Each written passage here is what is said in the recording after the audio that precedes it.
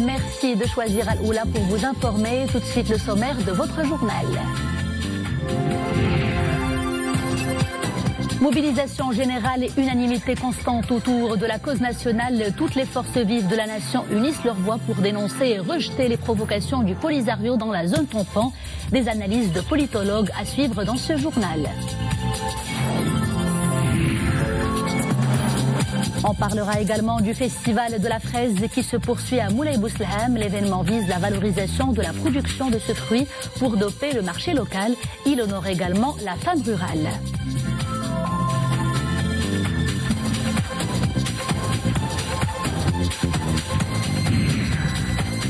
Lancement officiel de la 4e édition du festival de street art Jidar, toile de rue. Dans quelques jours, des artistes venus des 4 coins du monde vont orner les murs de la capitale.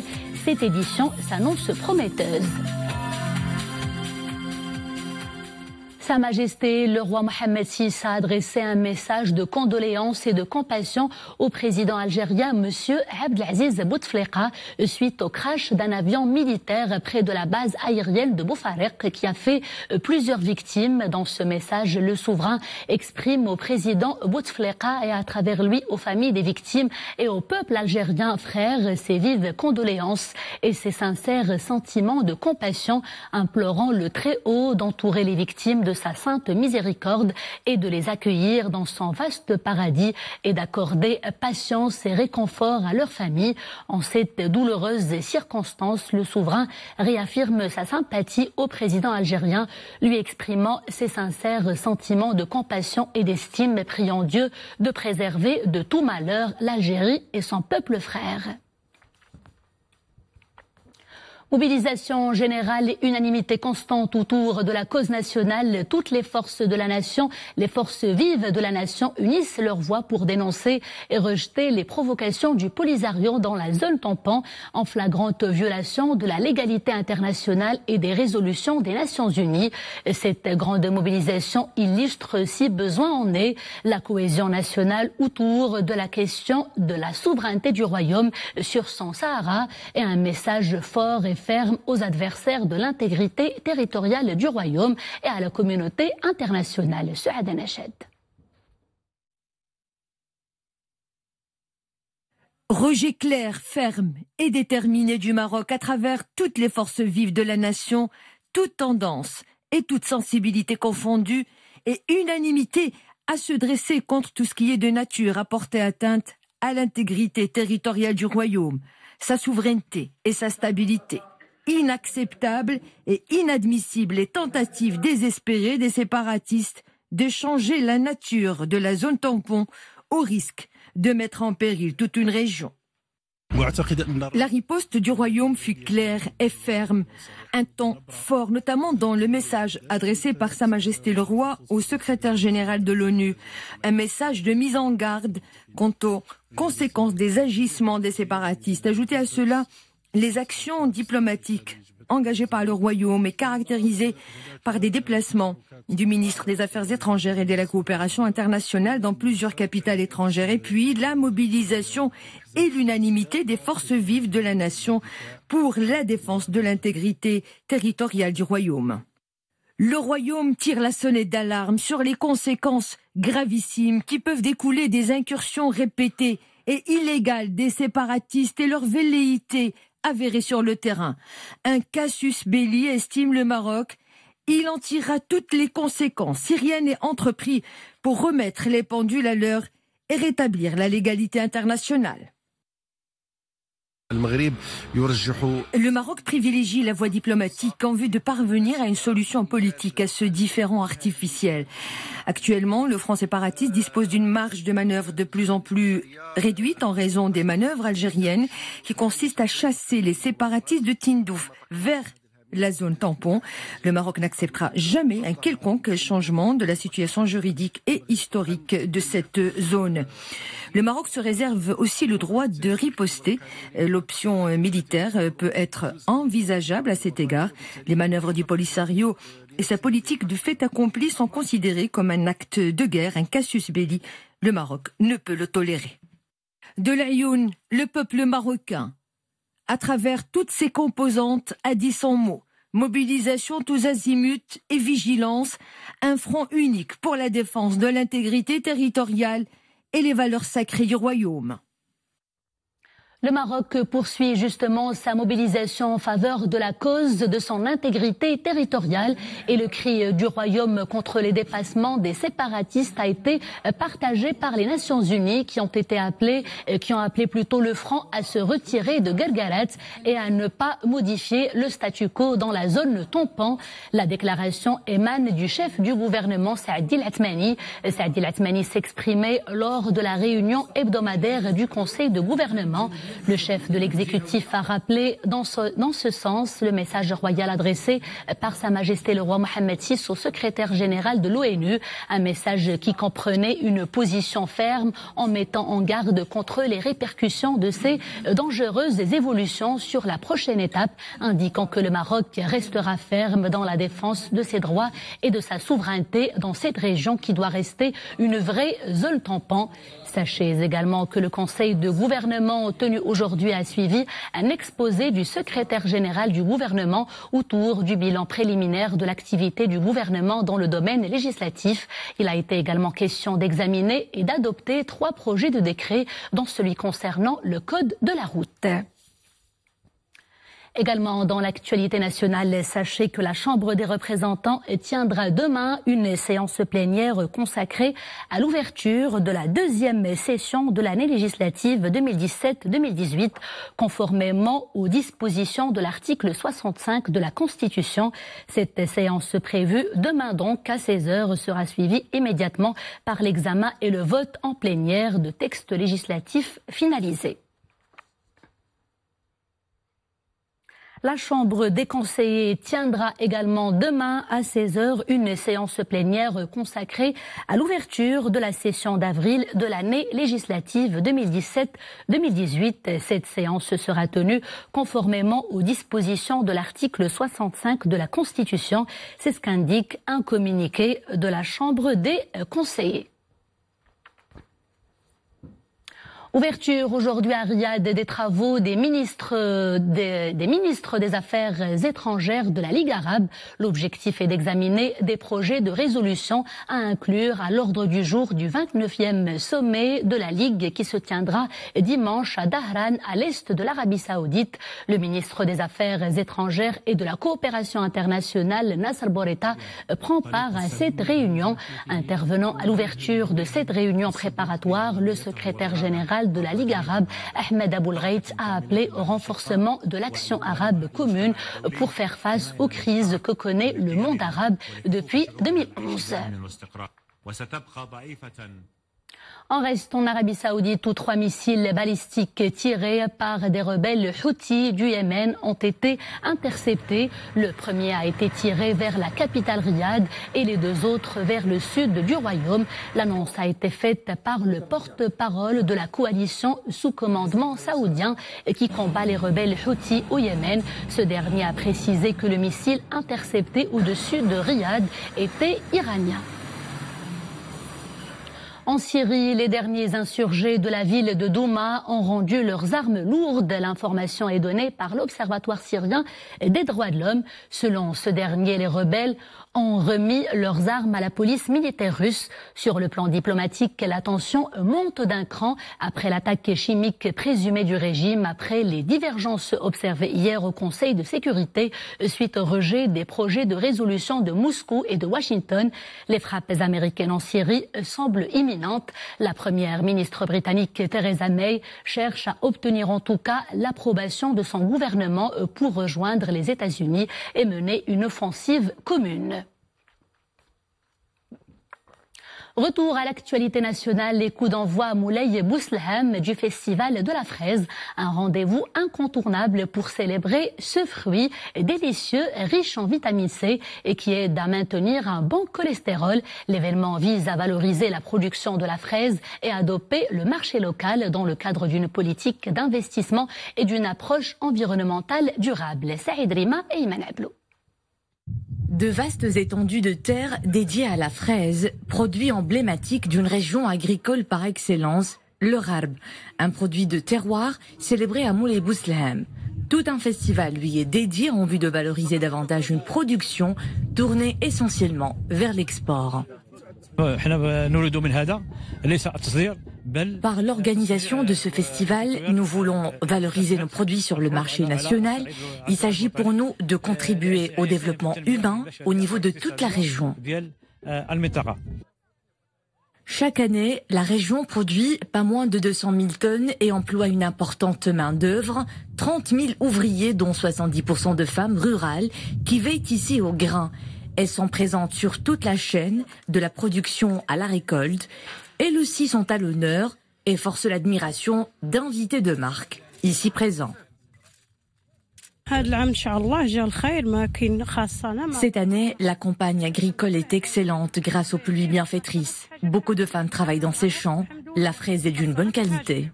Je travaille avec mon épouse dans cette exploitation agricole. La récolte est bonne et nous sommes ravis de l'hommage qui est rendu aux femmes rurales. C'est un véritable soutien pour nous tous.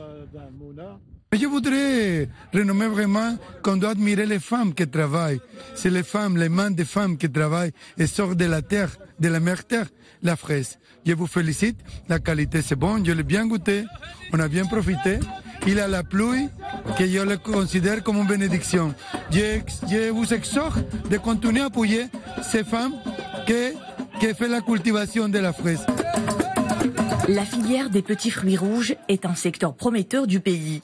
Le Maroc occupe le 5e rang à l'échelle mondiale dans l'exportation de fraises, après notamment les États-Unis et l'Espagne. À présent, ce bulletin spécial de la météorologie nationale, d'importantes chutes de neige et de fortes pluies sont prévues à partir de ce soir et jusqu'à demain à minuit. Cela concernera les provinces d'Ifrane, Benimlal, Midel, Tchnefra, Azilal, Haouz, Safro, Boulmen, Tazal, Hajeb, Ouarzazat et Tinghir. La météorologie nationale prévoit également de fortes ravales de vent ce soir et demain sur les côtes et les plaines au nord de Safi, le Tangerois, le Saïs, le Moyen Atlas, le Rif et la Méditerranée. Et notez à présent les hauteurs de pluie relevées pendant ces dernières heures par la météorologie nationale. Il est tombé 21 mm à Taza, 7 à Ifrane et 6 mm ont été enregistrés à Oujda, Tétouan, Tanger, Knetra, Sidi Slimane, Marrakech, Qasbat Sedla et Sidi Ifni. Le salon de l'automobile se poursuit à Casablanca. Ce rendez-vous revêt une grande importance puisque le développement de ce secteur passe par la valorisation de nouveaux produits. Plus de 50 exposants y participent dans 33 marques d'automobiles et 13 marques de motos. Les banques et les sociétés de financement sont également de la partie avec comme particularité cette année les banques participatives. Leila Asli et Zakaria Moqim Billah. Une grande affluence au salon de l'Auto-Expo. Plusieurs marques dévoilent leurs récents modèles et des formules de financement tout compris pour attirer les clients. Crédit gratuit à faible apport ou leasing, l'acheteur a l'embarras du choix. Cette thématique a été d'ailleurs le sujet de cette table ronde organisée en marge du salon, avec des thématiques sur le système d'impôt et les nouveaux modes de financement.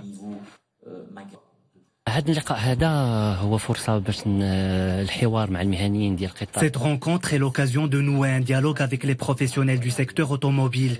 Une opportunité pour connaître leurs besoins, leurs requêtes et leurs attentes. C'est un rendez-vous important auquel nous assistons chaque fois. Des banques, des sociétés de financement et des sociétés d'assurance sont présents, en plus des banques participatives pour la première fois. Des offres variées sont déclinées pour satisfaire les attentes des clients.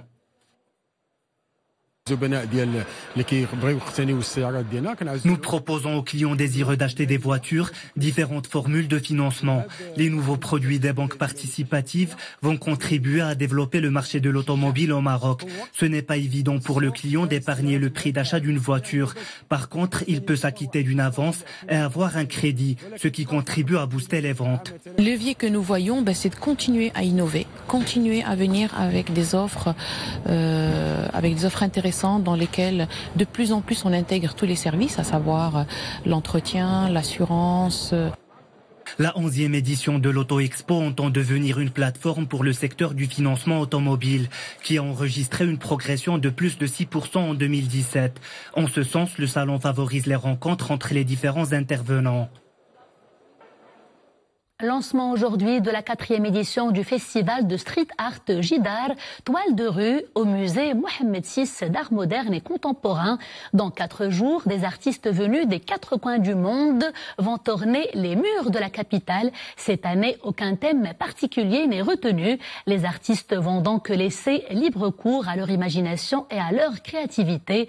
Les couleurs prendront possession des murs, une expérience artistique qui offre aux passants une belle expérience, une respiration, le temps d'un regard. Khadija Zarwal et Iman Ablou.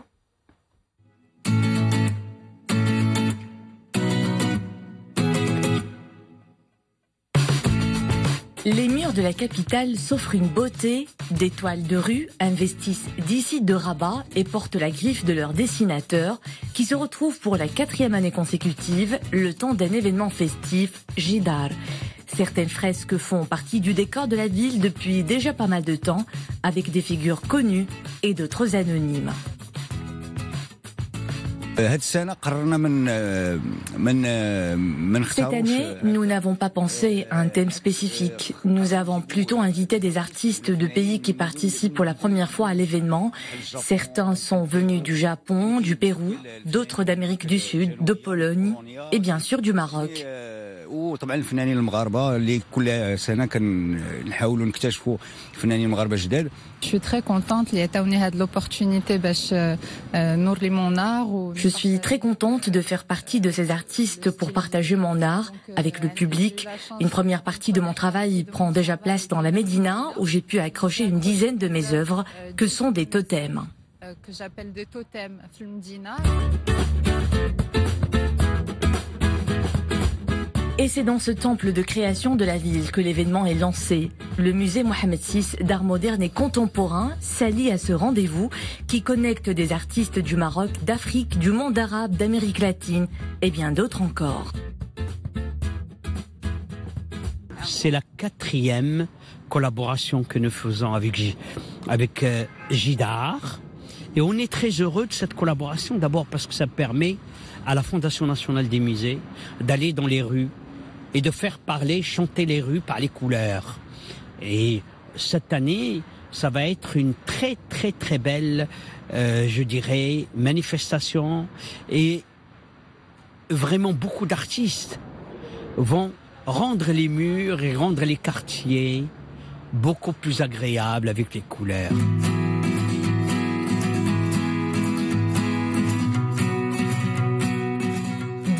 Durant, Jidar mettra en avant le lien entre architecture et street art, un travail collectif ouvert aux artistes d'ici et d'ailleurs, une belle invitation au muralisme et sa liberté de créer. Il s'appelle Zakaria Ramhani. Il a investi pour sa part hier la galerie d'art L'Atelier 21 pour y exposer ses œuvres à travers des portraits dédoublés.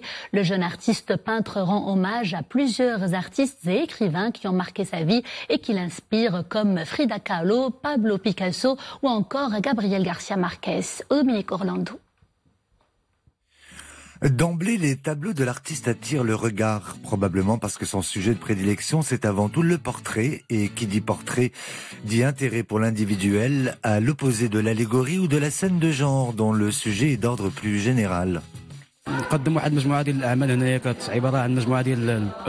Je présente ici un ensemble de toiles qui sont des portraits de célébrités, artistes, écrivains ou autres qui m'ont beaucoup influencé lorsque j'étais enfant et adolescent. En fait, je tente de cerner la question de l'identité, qu'elle soit individuelle ou plurielle.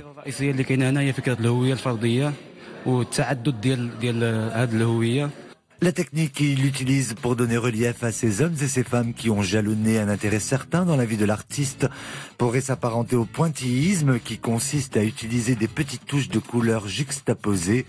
Il n'en est rien, nous explique-t-il. En fait, si vous regardez bien, j'utilise l'écriture et la calligraphie pour réaliser cet ensemble de portraits. Dans ce sens, j'aime plutôt dire que ce sont des visages que j'écris. J'essaie ainsi de faire apparaître la poésie distillée par le verbe et par la joliesse des courbes calligraphiques. Originaire de Tanger, Zakaria fait aujourd'hui partie de cette jeune génération d'artistes qui savent que leur travail compte, pas seulement aux yeux des autres, mais surtout au vu de l'engagement complet et constant qui est le leur.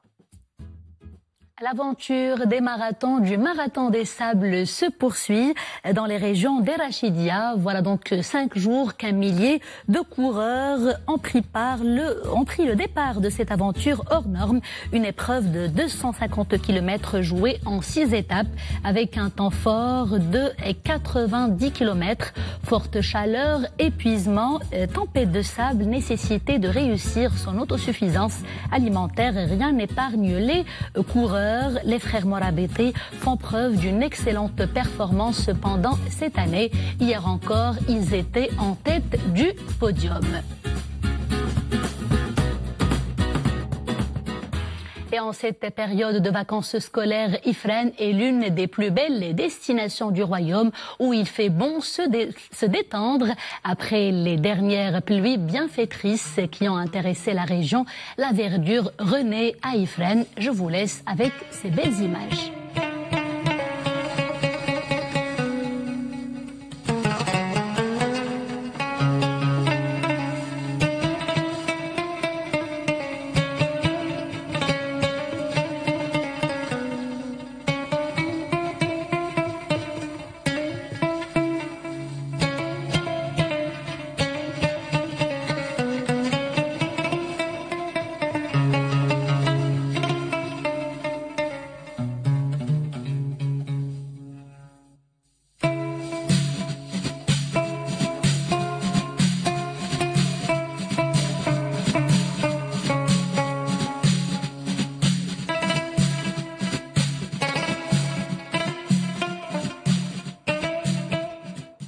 Et c'est la fin de ce journal. Merci de l'avoir suivi. À 21h, vous aurez rendez-vous avec Mohsin Kais pour Araïsia. D'ici là, portez-vous bien et agréable soirée sur Al-Oula.